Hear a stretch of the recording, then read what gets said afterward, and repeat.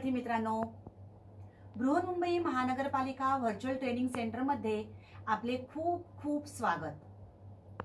कोविड-19च्या या सद्यस्थितीत आपल्या शाळा बंद असल्या तरी आपले ऑनलाईन शिक्षण चालूच आहे आणि गेले वर्षभर आपण हा ऑनलाईन अभ्यास करत आहोत।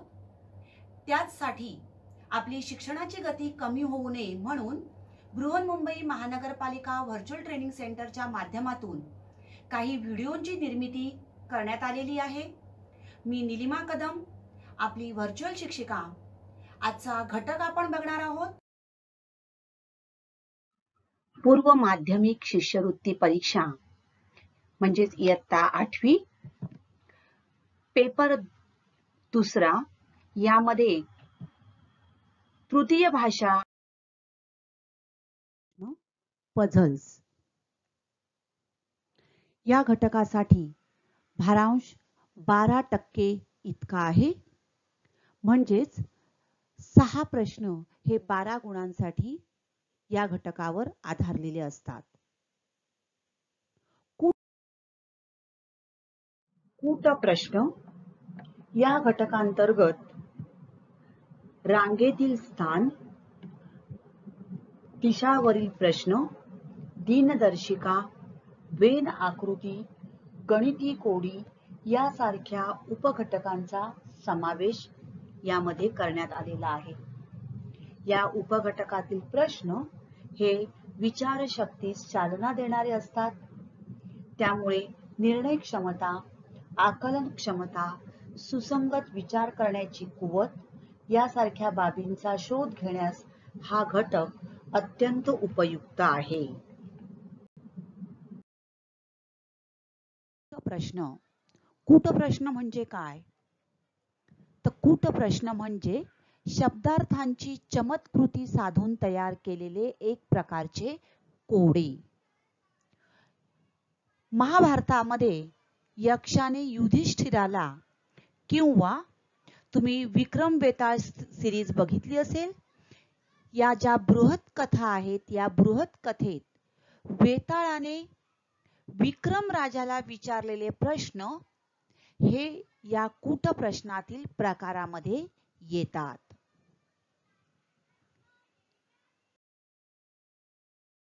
कूट प्रश्न म्हणजे काय? आपण बघितलं की कूट प्रश्न या घटकाचा बुद्धिमत्ता या विषयामध्ये समावेश करण्यात आलेला आहे आणि या उपघटकांमधील प्रश्न हे तुमच्या विचारशक्तीला चालना देणारे असे असतात।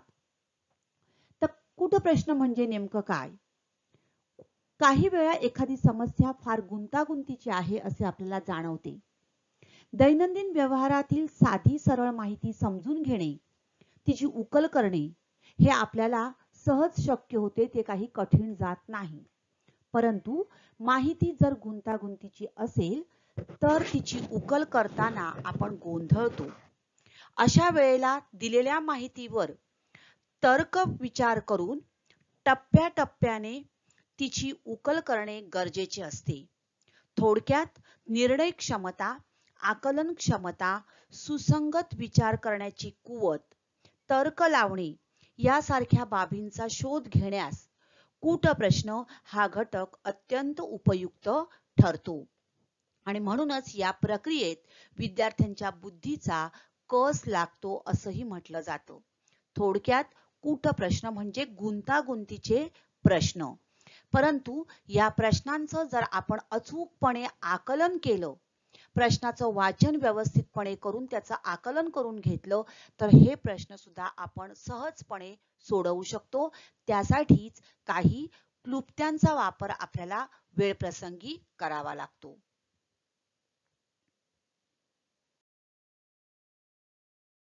यामध्ये आजचा आपला घटक आहे 10.4 वेन आकृती, 10.4 वेन डायग्राम्स। तर वेन आकृती म्हणजे काय?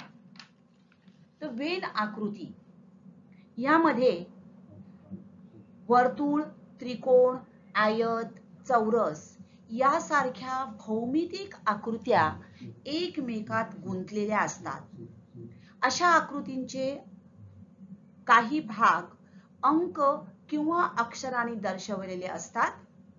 आकृतीचे नीट निरीक्षण करून आकृतीवर आधारलेल्या प्रश्नांची उत्तरे तुम्हाला द्यायची असतात. यामध्ये एका आकृतीत असणारे अंक, 2 आकृत्यांमध्ये असणारे अंक तसेच सामायिक अंक अचूक ओळखता येणे गरजेचे असते. So, Venn diagram in these types of questions, the geometrical figures like square, triangle, rectangle, circle, they are intersect each other. Numbers or letters are written in the small parts formed by these intersection of figures. The question and its relation with figures are to be taken into consideration. The regions are used to represent the relation between two or more groups.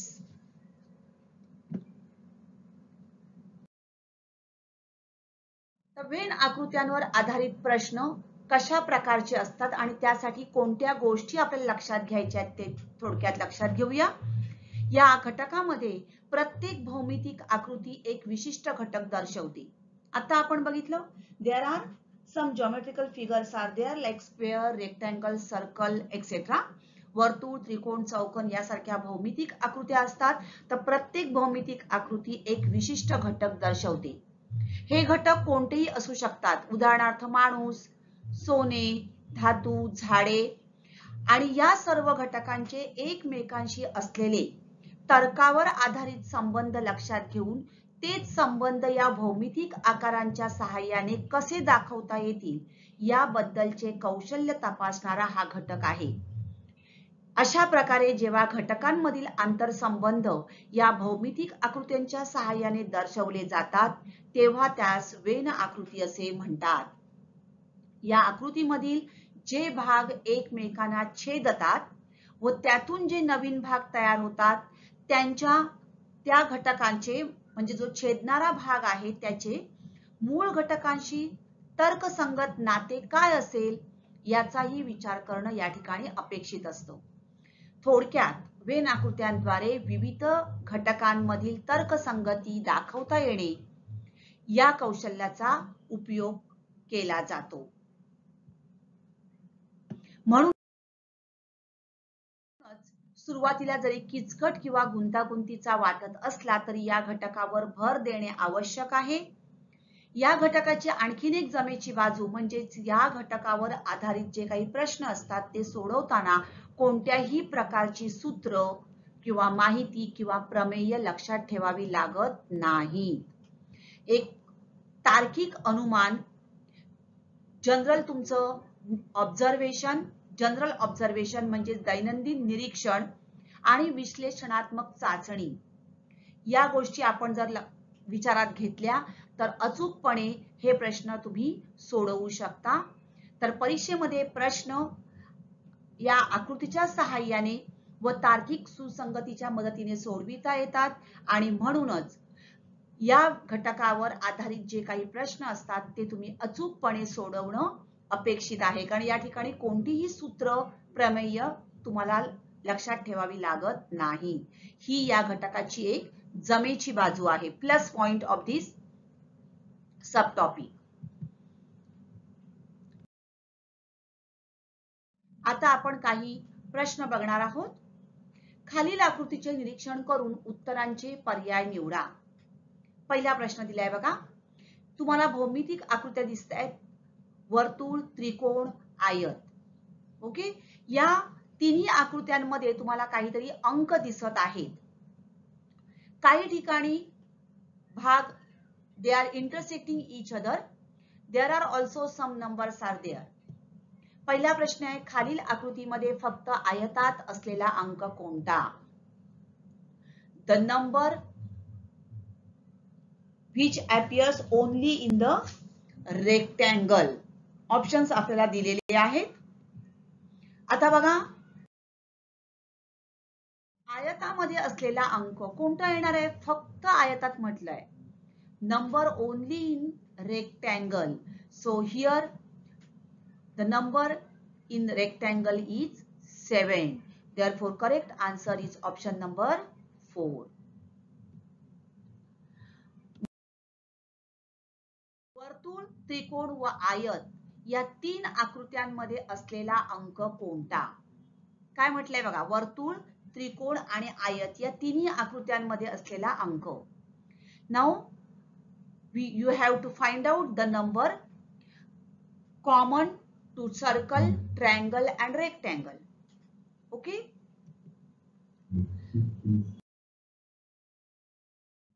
So the numbers in the circle, they are 4, 5, 8. Numbers in the triangle 8, 9, 2 and numbers in the rectangle are 5, 8, 9, 7. Right? Now we want the number which is common to all these three. So which is the common number? Yes, 8, 8, 8. So number 8 is common to all these three geometrical figures. Therefore, the correct answer is option number 2, that is 8.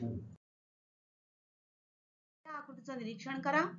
या आकृतीमध्ये सुद्धा आपल्याला काही भौमितिक आकृत्या दिलेल्या आहेत. Triangle, circle and square is there. There are some passengers who are traveling by railway, by plane and by bus. तर विमानाने प्रवास करणारे, रेल्वेने प्रवास करणारे आणि बसने प्रवास करणारे लोक किंवा प्रवासी आपल्याला या आकृतीत दिलेले आहेत. आता प्रश्न काय आहेत बघा. फक्त रेल्वेने प्रवास करणारे किती प्रवासी आहेत? फक्त रेल्वेने. आणि दुसरा प्रश्न काय बघा, रेल्वेने प्रवास करणारे एकूण प्रवासी किती आहेत? दोन प्रश्नांमधला अर्थ लक्षात घ्या. फक्त रेल्वेने प्रवास करणारे प्रवासी किती आहेत आणि रेल्वेने प्रवास करणारे एकूण प्रवासी किती आहेत? म्हणजेच रेल्वेने प्रवास करणारे जे एकूण प्रवासी आहेत ते बसने सुद्धा असू शकतात, विमानाने सुद्धा असू शकतात. ओके, पहिला प्रश्न आपण बघू. आता आपल्याला या ठिकाणी एक आकृती दिलेली आहे. बसने प्रवास करणारे चौकोनाने दाखवले आहेत, रेल्वेने प्रवास करणारे त्रिकोणाने दाखवलेले आहेत आणि वर्तुळ म्हणजेच विमानाने प्रवास करणारे प्रवासी. ओके, या प्रवाशांची संख्या आपल्याला या ठिकाणी दिलेली आहे. प्रश्न आहेत बघा. आता या ठिकाणी रेल्वेने प्रवास करणारे आपल्याला दिसतो आहे एक ट्रायंगल. यामध्ये हे सगळे रेल्वेने प्रवास करणारे, परंतु त्यामध्ये काही प्रवासी बघा विमानाने प्रवास करणारे सुद्धा आहेत. राईट? तर रेल्वेने प्रवास करणारे जे प्रवासी आहेत त्यामध्ये काही प्रवासी हे विमानाने प्रवास करणारे पण आहेत. तसंच विमानाने प्रवास करणारे, रेल्वेने प्रवास करणारे काही प्रवासी बसने सुद्धा प्रवास करणारे आहेत. प्रश्न आहे, फक्त रेल्वेने प्रवास करणारे किती प्रवासी आहेत आणि रेल्वेने प्रवास करणारे एकूण प्रवासी किती आहेत? पहिला प्रश्न बघूया आपण. बघा, रेल्वेने प्रवास करणारे त्रिकोण, विमानाने प्रवास करणारे वर्तुळ आणि बसने प्रवास करणारे चौकोन. रेल्वेने प्रवास करणारे एकूण प्रवासी किती आहेत? मग किती येणार एकूण प्रवासी? तर 9 अधिक 8 अधिक 7 अधिक 35 म्हणजे एकूण किती आले? 59. 59 प्रवासी, 59 passengers are there who are traveling by trains. Total 59 passengers are there who are traveling by train. पुढचा प्रश्न आहे, विमानाने प्रवास करणारे एकूण लोक किती आहेत? तर विमानाने प्रवास करणारे म्हणजे 7 अधिक 9 अधिक 3 अधिक 2 म्हणजे एकूण किती आले? 21. बसने प्रवास करणारे एकूण किती प्रवासी आहेत? Yes, 9 + 50 that is 59. आता फक्त रेल्वेने प्रवास करणारे किती प्रवासी आहेत? आपण आता प्रत्येक रेल्वेने, विमानाने, बसने प्रवास करणारे प्रवासी काढले, परंतु काय प्रश्न आहे, फक्त रेल्वेने प्रवास करणारे किती प्रवासी आहे? आता फक्त रेल्वेने प्रवास करणारे प्रवासी काढण्यासाठी आपल्याला काय करावं लागेल? तर लक्षात घ्या, 9 प्रवासी रेल्वेने प्रवास करतात, तेच 9 प्रवासी विमानाने सुद्धा करतात, तेच बसने सुद्धा प्रवास करत आहेत. राईट? आपल्याला फक्त रेल्वेने पाहिजे. त्याचबरोबर 7 प्रवासी रेल्वेने प्रवास करतात, तसंच विमानाने सुद्धा करतायत. राईट? म्हणजेच 9 प्रवासी जे आहेत हे तिन्ही वाहनांनी करतात, 7 प्रवासी रेल्वे आणि विमानाचा वापर करतात. फक्त रेल्वेने करणारे मग किती येणार? Yes, 8 + 35 that is 43. म्हणजे 43 प्रवासी हे फक्त रेल्वेने प्रवास करणारे आहेत. गेटिंग? राईट? फक्त विमानाने प्रवास करणारे. आता लक्षात घ्या, बघा 9 आणि 7 हे प्रवासी विमानाने प्रवास करतायत, त्याच बरोबरीने ते रेल्वे आणि बसने सुद्धा करतायत. राईट? कारण ते कॉमन आहेत बघा. मग आता विमानाने प्रवास करणारे किती राहिले? मग विमानाने प्रवास करणारे वर्तुळात दाखवलेले आहेत 7, 9, 2, 3. त्यातील 7 आणि 9 प्रवासी हे रेल्वे आणि बसने सुद्धा करतात, म्हणून फक्त विमानाने प्रवास करणारे प्रवासी बरोबर 2 + 3 म्हणजेच एकूण 5. फक्त बसने, पुन्हा बघा, बसने प्रवास करणारी चौकोनात दाखवलेले आहेत. 9 प्रवासी हे विमानाने पण प्रवास करतात, म्हणून फक्त बसने प्रवास करणारे प्रवासी किती येणार आहेत? 50. थोडासा अभ्यास केला तर हे प्रश्न आपण अचूक सोडवू शकतो. तीनही वाहनाने प्रवास करणारे एकूण प्रवासी किती आहेत? आता तीनही वाहनांनी प्रवास करणारे म्हणजेच आपल्याला काय करावं लागणार आहे? येस, तिघांमध्ये असणारा कॉमन शोधावा लागणार आहे. तर तीनही वाहनाने प्रवास करणारे एकूण प्रवासी बघा किती आहेत? 9. राईट? म्हणजेच उत्तर आपलं आलं 9, कारण 9 प्रवासी कॉमन येतोय तिघांनाही. तीनही वाहनांनी प्रवास करणारे एकूण प्रवासी 9. 2018च्या शिष्यवृत्ती परीक्षेतील हा प्रश्न आहे. पुढील वेन आकृतीत हिंदी बोलणाऱ्या व्यक्ती त्रिकोणाने, मराठी बोलणाऱ्या व्यक्ती वर्तुळाने, इंग्रजी बोलणाऱ्या व्यक्ती आयताने व तेलुगू बोलणाऱ्या व्यक्ती चौरसाने दर्शवल्या आहेत. तर मराठी, हिंदी, इंग्रजी व तेलुगू या चारही भाषा बोलणाऱ्या व्यक्तींची संख्या किती? Hindi speaking persons are shown in triangle, Marathi speaking in circle, English speaking in rectangle and Telugu speaking are shown in square. Find the number of persons who speak all 4 languages. Okay? बघा, हिंदी बोलणाऱ्या व्यक्ती त्रिकोणाने दाखवलेले आहेत, मराठी बोलणाऱ्या व्यक्ती वर्तुळाने, इंग्रजी बोलणाऱ्या व्यक्ती आयताने आणि तेलुगू बोलणाऱ्या व्यक्ती चौरसाने. चारही भाषा बोलणाऱ्या व्यक्ती म्हणजेच अशी संख्या जी चौघांमध्ये असेल, common to all 4 figures. We have to find it out. So the answer will be yes 11. Option number 3 is the correct answer. Right?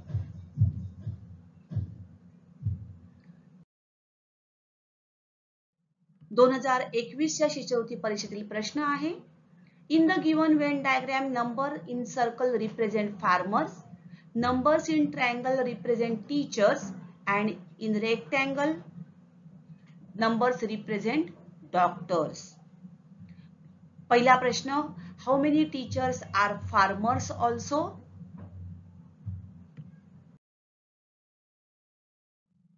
बघा, how many teachers are farmers also? शेतकरी असलेल्या शिक्षकांची एकूण संख्या किती? आता शिक्षक कशाने दाखवलेले आहेत? ट्रायंगल, त्रिकोणाने. त्रिकोणात असलेल्या संख्या बघा किती आहेत?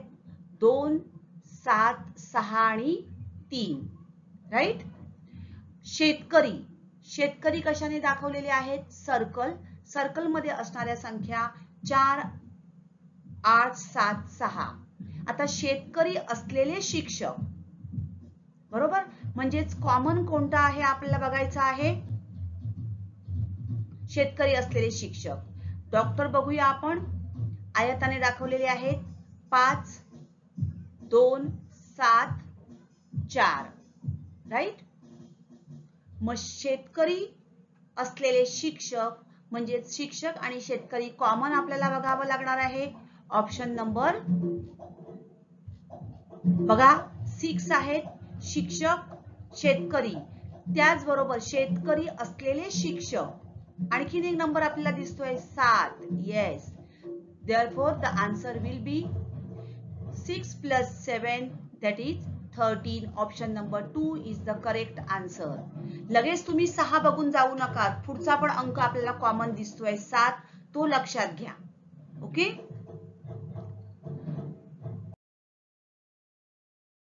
त्यातलाच दुसरा प्रश्न आहे, फक्त शेती करणाऱ्या डॉक्टरांची संख्या फक्त डॉक्टर असणाऱ्या शिक्षकांपेक्षा कितीने कमी अथवा जास्त आहे? तर शिक्षक, शेतकरी आणि डॉक्टर आपण या 3 आकृत्यांनी दाखवलेले आहेत, राईट. काय सांगितलंय? शेती करणाऱ्या डॉक्टरांची संख्या. मग शेती करणारे डॉक्टर किती आहेत? तर बघा, शेतकरी आणि डॉक्टर याच्यामध्ये असणारा अंक बघा किती आहे? 7. म्हणजे 7 डॉक्टर आहेत, ते शेती पण करतात, म्हणजे ते शेतकरी पण आहेत. त्याचबरोबर 4 पण आहेत, अजून 4 डॉक्टर जे आहेत ते शेती पण करतात. म्हणजेच शेती करणाऱ्या डॉक्टरांची संख्या किती येणार आहे? 7 अधिक 4. आता फक्त डॉक्टर असणाऱ्या शिक्षकांपेक्षा फक्त डॉक्टर असणारे शिक्षक किती आहेत? येस, 2. डॉक्टर असणारे शिक्षक 2 आणि 7, बरोबर. डॉक्टर असणारे शिक्षक किती आहेत? 2 आणि 7. म्हणजे शिक्षक आणि डॉक्टरला कॉमन आपण घेतला. आता लक्षात घ्या, 7 अधिक 4 हे काय आहेत? शेती करणारे डॉक्टर. आणि डॉक्टर असणारे शिक्षक आहेत 2 आणि 7. म्हणजेच शेती करणारे डॉक्टर आले 11 आणि डॉक्टर असणारे शिक्षक आले 9. शेती करणाऱ्या डॉक्टरांची संख्या किती आली आहे? 11. ही संख्या 9 पेक्षा कितीने कमी अथवा जास्त आहे? काय आहे? 2 ने जास्त आहे. म्हणजेच option number 3 is the correct answer. 2 ने जास्त.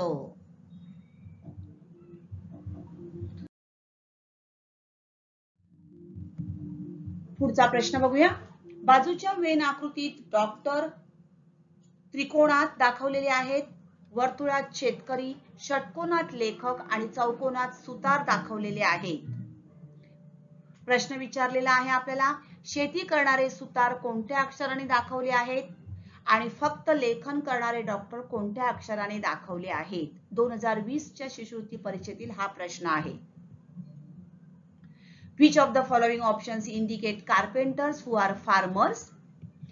Which of the following letter indicates doctors who are only authors? बघूया आपण. बघा, त्रिकोणात डॉक्टर, वर्तुळात शेतकरी, षटकोनात लेखक, चौकोनात सुतार. पहिला प्रश्न आहे, Which of the following options indicate carpenters who are farmers? सुतार असलेले शेतकरी, बरोबर. मग आपण काय बघणार आहोत? शेतकरी आणि सुतार हे दोनच आकृत्या लक्षात घेणार आहोत. म्हणजे चौकोनात सुतार आणि वर्तुळात शेतकरी. ओके. आपल्याला काय सांगितलंय? Which of the following options indicate carpenters who are farmers? The carpenters as well as they should be farmers. म्हणजेच आपल्याला या दोघांचा कॉमन घ्यावा लागणार आहे. इंटरसेक्टिंग जो पार्ट आहे तो घेणार आपण, म्हणजेच IEGF. किंवा IEFG म्हणजेच कोणती अक्षरं आली? Option number 2 is the correct answer.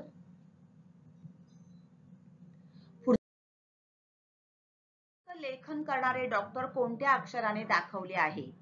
आता लेखन करणारे म्हणजेच लेखक आणि डॉक्टर. लेखक म्हणजेच षटकोन आणि डॉक्टर म्हणजेच त्रिकोण. हे दोन आपण अक्षर घेणार, दोन जो भौमितिक आकृत्या घेणार आहेत त्यातली अक्षरं. लेखन करणारे डॉक्टर म्हणजेच कॉमन दोघांमध्ये कोणतं येत आहेत बघा? लेखन करणारे डॉक्टर कोणत्या अक्षराने दाखवलेले आहे? आता लक्षात घ्या, या ठिकाणी लेखन करणारे डॉक्टर म्हणजेच ट्रायंगल. के आणि आय ही दोन अक्षरं काय आहेत? डॉक्टर पण आहेत आणि लेखन पण करतायत. राईट? दोन्ही कामं करतायत. फक्त लेखन करणारे डॉक्टर, फक्त लेखन करणारे म्हणजेच कोणते आहेत? लेखन करणारे म्हणजेच षटकोनातले MLG. हे काय करतायत? लेखन करतायत. बरोबर? हे काय करतायत? लेखन करतायत, परंतु ते डॉक्टर नाहीत. लेखन करणारे डॉक्टर, लेखन करणारे आहेत MLG, पण ते डॉक्टर नाही. त्यामुळे M हे अक्षर आहे, पण ते फक्त काय आहेत? लेखक आहेत, ते डॉक्टर नाहीत. आपल्याला लेखन करणारे डॉक्टर पाहिजेत. त्यामुळे या ठिकाणी उत्तर येणार ऑप्शन नंबर 4 कोणत्याही नाही. येते लक्षात? लेखन करणारे doctor.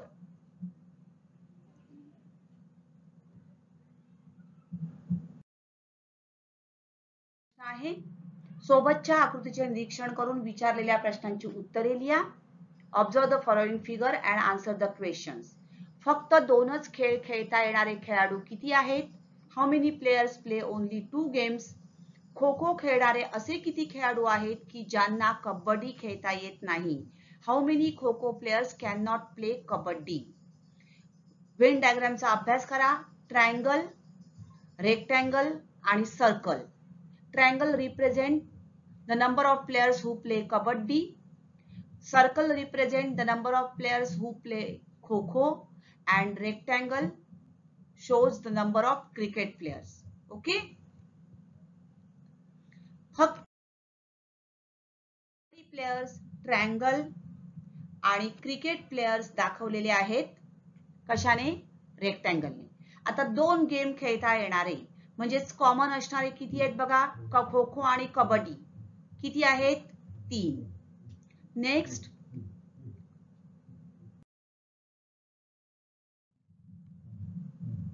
Cricket,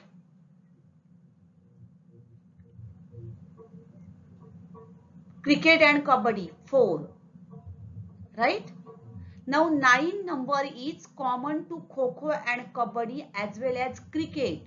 Therefore 9 will not come over here because 9 players are like those players who play all 3 games. Right? Therefore 9 number will not be come as we cannot take it as common because it is common for 3. Right? So kabaddi and cricket. How many players play kabaddi and cricket? 4. Next, kho-kho and cricket. Compare. Yes, 14 players are there who play kho-kho as well as cricket. Right? Observe the numbers carefully. Next. So players playing only 2 games will be 3 plus 4 plus 14. That will be equal to 21. Option number 3 is the correct answer. तुम्ही इथे पण बघू शकता दोघांमध्ये असणारे common म्हणजे त्रिकोण आणि आयत यांना असणारे कॉमन किती आहेत? बघा त्रिकोण आणि आयत याला असणारा कॉमन आहे 4. राईट? त्यानंतर वर्तुळ आणि आयतला आहे 14. वर्तुळ आणि त्रिकोणला आहे 3. Right? So 3 plus 14 plus 4 that is 21. पुढचा प्रश्न,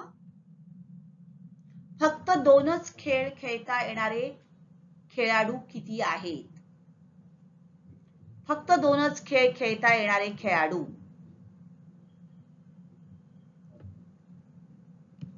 How many players play only 2 games?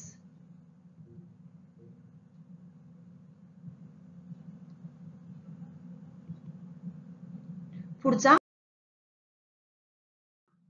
खो खो खेळणारे असे किती खेळाडू आहेत की ज्यांना कबड्डी खेळता येत नाही? How many kho kho players can not play kabaddi?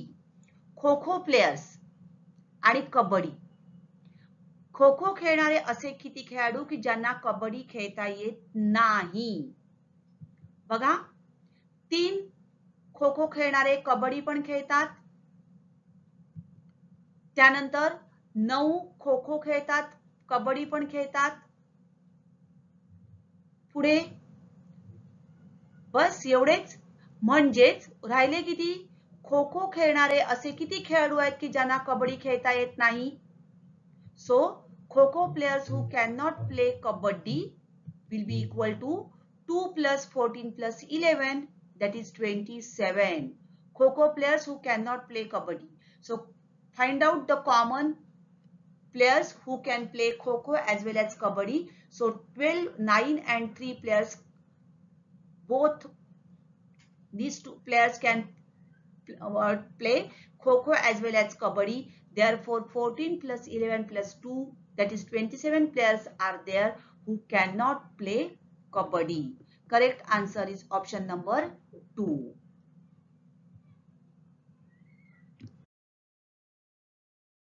तर भौमितिक आकृत्यांवर आधारित वेन आकृत्यांशी संबंधित प्रश्नांचं स्वरूप कसं असतं ते आपण आता बघितलेलं आहे. प्रश्नांचा अधिकाधिक सराव करा, प्रश्न नीट वाचून घ्या, प्रश्न नेमका आपल्याला काय विचारलाय त्याचं आकलन करून घ्या आणि मग दिलेल्या आकृतीचा अभ्यास करून कमीत कमी वेळात अचूकपणे उत्तर काढण्याचा सराव करा. थँक्यू.